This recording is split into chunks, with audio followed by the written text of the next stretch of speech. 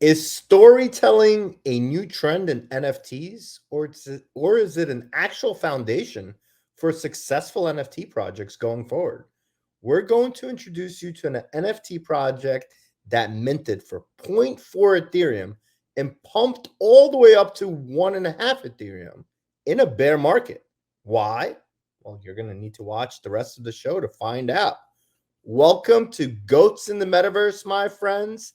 I am joined by my prestige colleague, Boom! Yasi. Boom. Welcome to the Goats, bro. How are you?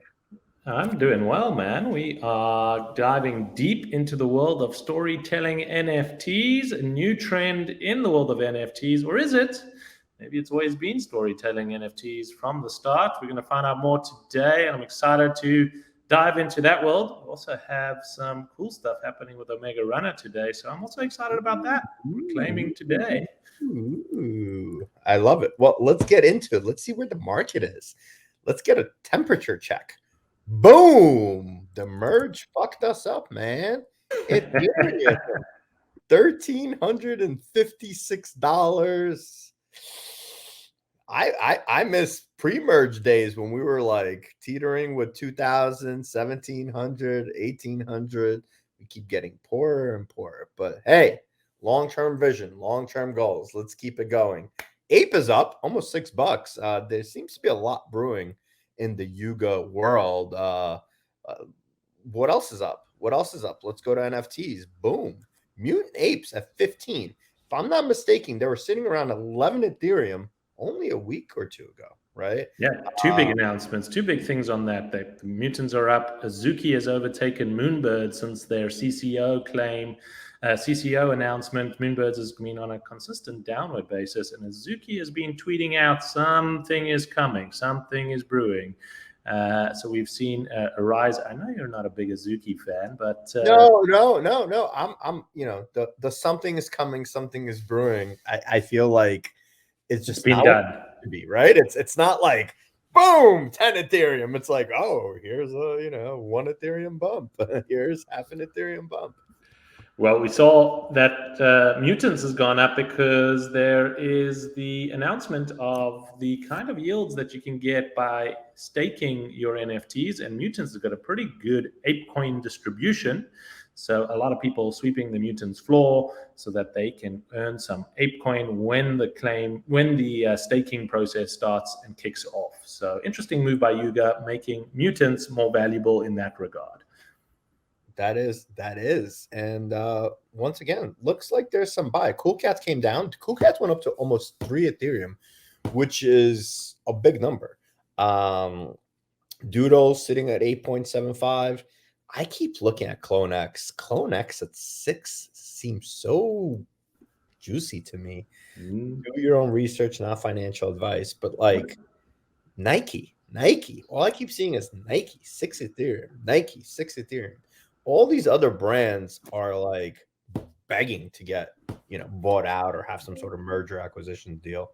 What are your thoughts on Goblin Town underneath? We saw them rising to 8 ETH in price. Massive attention grabbing project, and now down to just underneath. What are you thinking there? I don't want to talk smack, but I was never a fan of Goblin Town, still not a fan of Goblin Town. Look, I mean, I know the team behind it is capable, and obviously they could kind of change things around and figure some things out, but I don't see how Goblin Town is relative to Web 2. Like, are they going to go raise money and do VC type things? And like, people are going to be like, oh, we're going to give you some money because you guys are, making noises on Twitter spaces. Like, they're going to have to completely change their direction. Are they willing to do that? Why will they need to change direction? Because they were like, we're different, we're unique, we're making noises in front of our food truck at NFT NYC. Like, I mean, I guess they could kind of go like, the horror movie route, or like they have to be some way on brand, right? They're gonna have to do something that's gonna be on brand to them. I just don't see how that carries over. Like, I see how Doodles, how how Pharrell is involved with doodles and how doodles are going to be kind of this music frontier and storytelling frontier. And like I get that, right? I get Yuga and what they're trying to do with building a game. What is Goblin Town going to do? I just don't see that connection, that synergy. And listen, I'm short. Hopefully I'm wrong, and hopefully they figure it out. But like, Halloween sponsor, are they going to be a Halloween sponsor? Like maybe a candy company. But then even if they do that, that's one time a year. So that, like, to me, if I'm Goblin Town founders, I'm going to be like, we need to make a splash on Halloween. But how do you relate to the rest of the world for the rest of the year? I don't know. Okay, fair questions, but 48,800 ETH in trading volume on Goblin Town, 45% unique owners, so they definitely managed to get some kind of attention. Let's see if it was a flash in the pan. I'm going to maybe say that I'm expecting some big things to come out of the Goblin Town world, and would be, at this kind of price point, it's a fair risk reward bet to make. The team is a docs team and definitely have shown that they know how to get people's attention. So could be interesting there. I agree. Like, there are great marketers. They know how to get people's attention. Long term, I don't know. But hey, I say no, you say yay. That's what makes the show great. Let's get into Renga. Renga. Is it Renga? Is it Renga? Like, what's the right pronunciation? It's whatever you call it, Stanley. I think it's Renga, but whatever you want to call it, that's what it is. You have a sexier accent, so you could say it better. But tell us what it is. Tell us what's so special about it. What is so special about Renga? Well, you hinted towards it in the beginning. It is got this narrative of storytelling NFTs. We'll go more into what that is. But before, it's a handcrafted collection of 10,000 characters developed by artist Dirty Robot. Dirty Robot is a well-known artist in this space, and they've come out with their own PFP collection. It is what they call art and art of storytelling. What does that mean? Well, we're going to figure out as we go further. What happened was they released these black box NFTs serving as the portal to minting your Renga character. If the black box is burned, then you get a handcraft Renga character. Within the collection, there are multiple characters and identities that can be minted. Each of these different characters play a role in the overarching story of Renga. And it goes into much more about that. I, for one, think the art is pretty good. I think it's pretty cool. It's got that kind of manga feel, so they're calling it Renga, and so maybe like Dirty Robot manga, this comic style feel.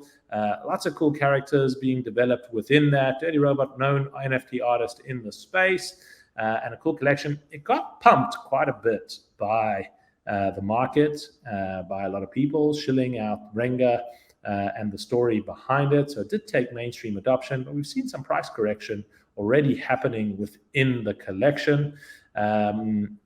But being able to get over an ETH in a short period of time in this market is pretty significant. I also did see yesterday one sold for over 8 ETH. So starting to see some big prices coming in for the Renga collection. What do you think, Stanley? For some reason, I hate to say it, I think One Force all over again. I hope not. But yeah, I mean, I saw a lot of people pumping their bags and a lot of, sophisticated collectors, investors, turn traders talking about how they just purchased it and how they're bullish on it, and then they flipped it. So definitely the traders were involved in pumping this. I think it is interesting. I think the art, legit artist, somewhat of a legit team from what we understand, waiting to see what happens next. I like the gamification of it. I like that you could, deflationary product. Everyone has a story. How does that story play into it? I don't know. I mean, does the market have patience for a story? That like, I think like that's kind of like, as we were going through this, I was thinking like, oh, storytelling. It's so interesting, right? But it's like, does anybody care anymore? Like, are we almost like burnt out from like people don't have patience, right? Like they just want to see the project go up, up, up, up, or there has to be some like moonbirds. Like, I don't want to unstake my Moonbird because I might get something, right? And even though I completely overpaid for it and I completely like I don't want to sell my Moonbird because maybe something down the line is gonna like I'm committed. I'm committed to the staking, right? I'm stuck in the staking. I'm stuck. You're I don't stuck in know. the chance of success and winning Right. But something. at the same time, like, is storytelling enough to hold me to be like, oh, like my Renga has a story and it's gonna go somewhere. Like That's a big question. You mentioned about Goblin Town. How are they going to bring in the Web 2 world and what's their story going to be? And how do they bring in these characters? And Renga saying, well, we're starting with story first. They don't really go into detail about what that means. Like they're starting with story first and they're making the art is part of the story. It's great words. It's great stuff being said, but it doesn't really give me a sense of how does that all play out into what they are doing. What I can see is that the art is of high quality. There is some really good design that has gone into that, and we would expect that from someone like Dirty Robot. So they definitely tick that box. But where does it go from here? It's a big question. And look, I think on their socials they do a really good job of kind of displaying the stories and kind of getting your attention. But I almost feel like we're at a point where like we almost need to go back to roadmaps, right? We almost need to be like, on this date, we're gonna do this. On this date, we're gonna do this. I feel like, and then if you don't do this, then you kind of shit the bed and then you're going down, right? Like, but there's this whole like conception of like we might do this one day. You got to watch and see. I don't know if there's enough of a market for it. Maybe I'm wrong. Hopefully I'm wrong. You heard it here first. The anti roadmap campaign no longer what we need in this market. We want clear plans. You want What's some to sort of come? you want a little bit more substance, right? I think the allure piece was working when you were like, listen, I have 10 other investments. If this one fails, it's worth a shot. But now you're a lot more careful. And now you're like, hey, you haven't delivered, I'm selling. Right. And we're seeing that way. Like I see a lot of big traders, a lot of people on Twitter being like, I don't like what the team is doing. I'm out. I'm taking a loss. I don't care. And they're moving on to the next project. So is it sustainable?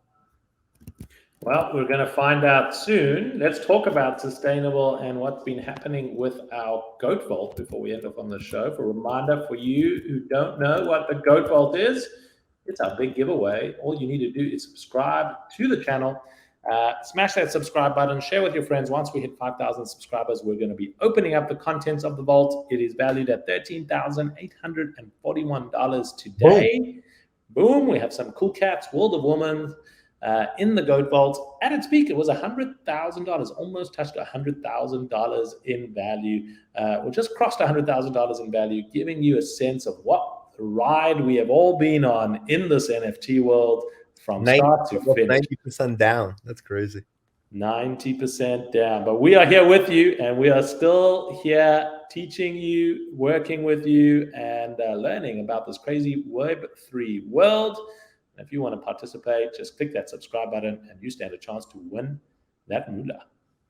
Booyah. So smash that button, leave a comment, hit us on the DM on Twitter. Let's go. Hope you guys enjoyed the show. And we'll be back here on Friday.